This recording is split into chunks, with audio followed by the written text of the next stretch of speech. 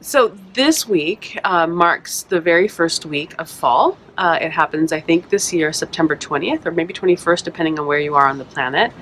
I have just posted a fall blessing that I was actually going to read to you guys, but I didn't bring it, and I realized that I can't have it on my phone to read it to you while I'm live on the camera, which is kind of a bummer. But one of the beautiful things about this time of year is that the season itself is really about the agricultural cycles that we have all been living since humans have existed. Certainly they were here before we were here. But over time, because our lives have been so deeply, and our ancestrage has been so deeply tied into the agricultural cycles, because that's how we survive, that's how we eat, that's how we model our life patterns around what's available and what isn't. A lot of these holidays come with beautiful spiritual metaphors and lessons, and food practice has juxtaposed itself over those lessons as a way to continue to create a conscious relationship with food. Fall is about the harvest. This is when we are ending all the harvesting cycles of all the crops that we have been planting since the beginning or the end of winter. So that is true literally, but it is also true metaphorically, so that we have gone through an entire cycle, our personal spiritual cycles throughout the course of the year, where we were hibernating, resting a little quieter during the winter, which is usually about introspection, and in food practice it's about our own sense of self-worth and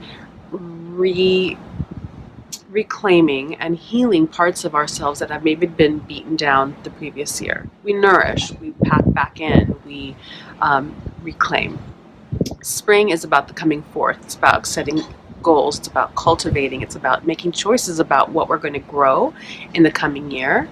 Summer is about like the fullness. So if you think about what happens in the crop, summers and flowers and blooms, all these things start to bloom and blossom, and they are at their peak of growth season. And that is true also if we're following the cycle metaphorically of where our goals are. Things are beginning to come to fruition. Things are beginning to come to life. You're seeing the blossoms and the fruit of your labor.